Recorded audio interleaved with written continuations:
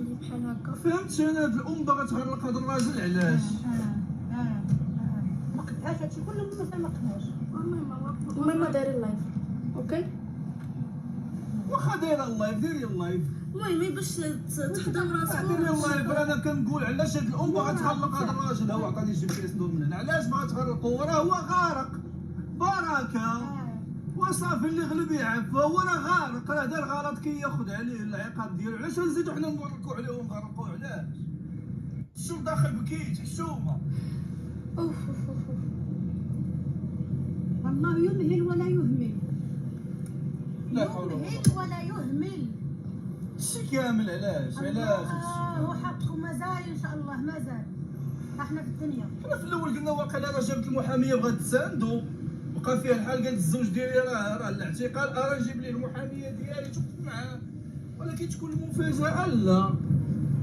راه السيد صافي اللي فيه راه كافي. ما عندهاش راه اللي فيه كافي. السيد اللي فيه كافي. عباد الله اللي فيه راه كافي. دار غلط راه كيقدم راه كيخلص صافي. هي مالها ومال هاد الغلط ديالو. صافي دار غلط راه كيخلص. هي مالها ومال هاد الشيء.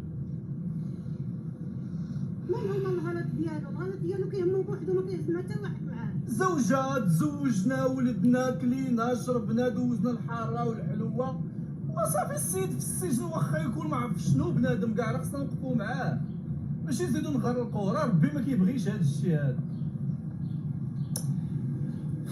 لا حول ولا قوه. محامي جاي موجود المرافعه ديالو. القضيه غادا مزيانه. جا كنتفاجئوا بحال هاد المفاجات هادو. ماشي ما عند شي واحد غريب عند الزوجه ديالو. الله ينور بعد الاولاد. وهذا الشيء مخالف للقانون. راه ماشي طرف في القضيه. كيفاش انا مطالب بالحق المدني؟ اش من حق مدني عندك؟ انت ماشي طرف في القضيه. كاينه النيابه العامه وكاين هو. انا كنوجه هادو هما رساله جوج لهاد أطراف. المحاميه علاش؟ المحترمه. اسمح لي نكمل هضرتي. علاش